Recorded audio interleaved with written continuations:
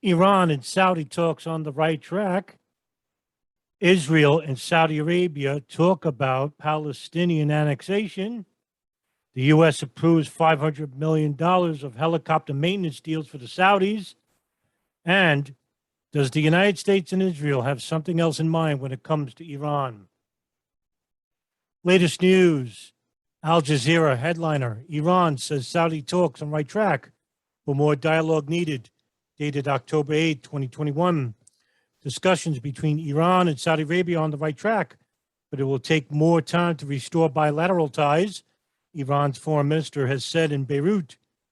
Shia majority Iran and Sunni kingpin Saudi Arabia on opposing sides in multiple regional conflicts have been engaged in talks since April with the aim of improving relations for the first time since cutting ties in 2016. The discussions were launched under Iran's former moderate president, Hassan Rouhani, and have continued since its ultra-conservative successor, Ibrahim Raisi, took office in August. The Iran-Saudi dialogue is on the right track. Iran's foreign minister, Hossein Amir-Abdollahian, said during a news conference on Friday at the Iranian president in Beirut on the second day of a 48-hour visit to Lebanon, which was last week. The two parties will announce these agreements at the appropriate time. We welcome the confrontation of the talks and the results that benefit both sides in the region. Abdullahi added, "It was not us who broke off diplomatic relations. That was a Saudi decision." The two countries cut ties in 2016 after Iranian protesters attacked Saudi diplomatic missions in Iran following the kingdom's execution of revered Shia cleric Sheikh Nimr al-Nimr. Saudi Arabia and Israel have long been rivals over several regional issues. In Yemen, Iran supports Shia Houthi rebels who control the capital Sana'a and are battling the government despite more than 6 years of Saudi-led military efforts to crush them. Tehran has also been the main regional backer of Syrian President Bashar al-Assad against Sunni rebels since war broke out in 2011. In Lebanon, Iran-backed Shia group Hezbollah plays a pivotal role in political life, while its fighters have been heavily involved in neighboring Syria in support of al-Assad's government against the terrorists, which are backed by Saudi Arabia. Headliner, Times of Israel. Headliner, at UN, Jordan, Saudi kings back Palestinian state with East Jerusalem as capital. Dated September 23, 2021. The kings of Jordan and Saudi Arabia used their speeches to the UN General Assembly to urge a two-state solution for the Israel-Palestinian conflict by creating a Palestinian state with East Jerusalem as its capital. Jordan's monarch recalled the 11 days of fighting between Israel and the Gaza Strip earlier this year in his speech before the United Nations, saying the latest round of conflict was a reminder that the status quo is unsustainable.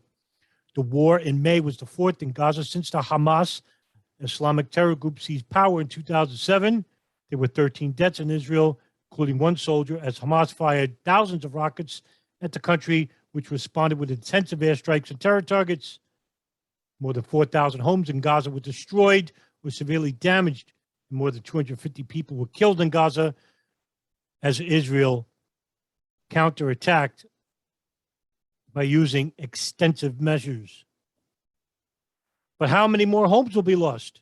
How many more children will die before the world wakes up, says King Abdullah, who delivered his pre-recorded remarks remotely to the UN General Assembly through some 100 heads of state, government that were attending it in person amid the COVID-19 pandemic. Genuine security for either side, indeed for the whole world, can only be achieved through the two-state solution. Abdullah reiterated that such a solution must result in an independent Palestinian state with East Jerusalem as its capital, living side by side with Israel in peace. Jordanian King is a close U.S. ally, and his nation has custodianship of the Temple Mount compound in Jerusalem, a site holy to both Muslims and Jews. Saudi Arabia's monarch used his speech to stress his country's long-standing public position on Palestinian statehood, saying that lasting peace must guarantee an independent Palestinian state with East Jerusalem at its capital. King Salman bin Abdulaziz also expressed hope that the kingdom's direct talks with Iran will lead to confidence building as the two bitter regional rivals take small steps toward dialogue following several years of heightened tensions. Salman made the remarks in a pre-recorded speech delivered to leaders gathered from the UN General Assembly. He said Iran is a neighbor of Saudi Arabia and that the kingdom hopes talks between the two nations can lead to tangible results that pave the way to achieving the aspirations of the region's people. He cautioned, though, that relations must be based on respect of national sovereignty and the cessation of support for sectarian militias. Relations between Sunni-ruled Saudi Arabia and Shiite-ruled Iran hit a low when the Trump administration was exerting maximum pressure on Iran. During those years, Iran was accused of being behind multiple attacks on energy targets in the Persian Gulf, including a stunning strike on an Aramco refinery in 2019, and of supporting Houthi riders in Yemen, where the kingdom has been at war for more than 6 years. Earlier in April, news emerged that the rivals had held a first round of talks in Iraq after President Biden's election. Trump had pulled the U.S. out of a nuclear deal in 2018. Biden said the U.S. wants to return to the pact, though talks have stalled. The site reported Wednesday that a meeting of foreign ministers in Iran, Saudi Arabia, Turkey, Qatar, Egypt, Kuwait, Jordan, and France took place. The European Union foreign policy chief was also in attendance, and the meeting was chaired by Iraq's foreign minister. Newly sworn-in Iranian President Raisi earlier this month had remained in Iran amid the ongoing pandemic. He is severely critical of American policies in his speech delivered remotely to the UN gathering Tuesday. Speaking shortly after Biden's in-person remarks, King Salman reiterated Saudi concerns about Iran's nuclear program, which Tehran insists is for peaceful energy purposes. Earlier this month, according to the Defense Post headliner, UN approves $500 million helicopter maintenance deal for Saudis. Dated September 17, 2021, the State Department announced the approval of a maintenance contract worth up to $500 million for Saudi Arabia's military helicopter fleet, the first with the kingdom since Joe Biden became president. Under the deal, a continuation of a previous agreement, the U.S. will provide 350 contractor technicians and 2 government officials over 2 years to handle the maintenance of the Saudi military Apache and Black Hawk attack helicopters, as well as the future fleet of Chinook transports. Before his election, Biden had promised to make Saudi leaders pay for the murder of U.S.-based Jamal Khashoggi, who was killed by a team closely tied to the court Crown Prince Mohammed bin Salman. In late January, Biden ordered a review of all arms contracts concluded by his predecessor, Donald Trump, with Saudi Arabia and other countries. Earlier that month, U.S. Defense Minister Lloyd Austin canceled a planned visit to Saudi Arabia, having been unable to meet with the Crown Prince, who was also the Saudi defense minister. However, all this seems to be a little bit contradictory to the present moment in time when it comes to Iran. As we will read the next article, the U.S. and Israel will not have a plan B when it comes to Iran shutting down their nuclear buildup, in which Iran has stated is for energy purposes. According to my previous video, where the International Atomic Agency has admitted in a report that Iran was not building nukes. Headliner from the Bloomberg opinion, the U.S. has no plan B on Iranian nukes.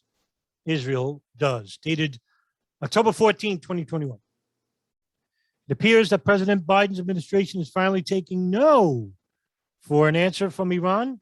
Since the summer, Secretary of State Antony Blinken has signaled that his patience is not infinite when it comes to his offer to re-enter the 2015 nuclear deal. Earlier this week, Blinken went on a bit further, saying, "We will look at every option to deal with the challenge posed by Iran." This formation is a classic Washington euphemism for the prospect of military action. Former President Barack Obama will use a version, "All options are on the table," during his administration's negotiations with Iran. It's meant to placate allies like Israel and Saudi Arabia, who worried the U.S. is unwilling to back up its economic war in Tehran with cruise missiles and cyber attacks if Iran gets close to becoming a nuclear threshold power. And it's meant to remind Iran's regime that the U.S. is willing to use its military might to prevent it from obtaining nuclear weapons. That is the intention of the Biden administration's rhetorical shift. The reality, however, is more troubling. Allies and adversaries pay more attention to America's deeds than its words. The more glaring deed is in respect to Biden's withdrawal and surrender to the Taliban in Afghanistan. In that one feckless act, the world saw a superpower humbled by a gang of fundamentalists. Because its last two presidents wouldn't leave a few thousand troops in the country to defend an elected government that its own blood and treasure made possible. The U.S. wouldn't use its military to stave off such a humiliation, would it risk a new war to prevent Iran from obtaining nuclear weapons? The second reason Blinken's talk of every option won't work is because the administration still believes the 2015 nuclear deal thwarted Iran's nuclear ambitions. It's worth listening to a conversation this week between Aaron David Miller, a senior fellow at the Carnegie Development of International Peace, and Rob Malley, the White House Special Envoy for Iran. Of course, we have to prepare for a world, which we are doing now, where Iran doesn't have constraints on its nuclear program. We have to consider options to deal with that, Malley said. Malley's comment is revealing. Like Obama, whom Malley served in his second president's term, the envoy presents the 2015 nuclear deal as a meaningful check on Iran's nuclear ambitions. While that deal did place strict limits on the quantity and quality of uranium Iran could enrich, most of these limits were set to expire between 2025 and 2030. More important, a library of nuclear plans stolen in 2018 by Israel's intelligence agency, the Mossad, disclosed the extent to which Iran had concealed military elements of its program during the negotiations with the Obama administration and 5 other nations. However, in my previous video, the nuclear plans that were allegedly stolen could not be confirmed that it was stolen from the Iranian office. As you can see, the war machine keeps on drumming, and that the media, legacy media, are trying to push for a conflict with a country that poses no threat to anybody in the region, much less the United States. And is Saudi Arabia and Israel trying to alleviate their tensions in the region so that they could fight an enemy they have in common in Iran?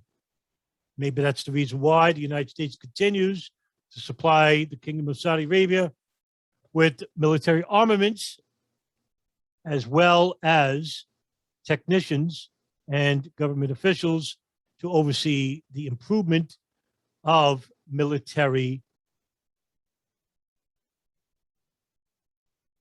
airspace and as well as ground attack machines. Time is of the essence. And with the United States not knowing anything about peace, it's time for the people of the United States to pressure them to take that option and replace it with the option in which the military private contractors, the Saudi Israeli lobbyists, and the hawks of the left and right who are trying to push a war that would probably break the economic back of the United States once and for all.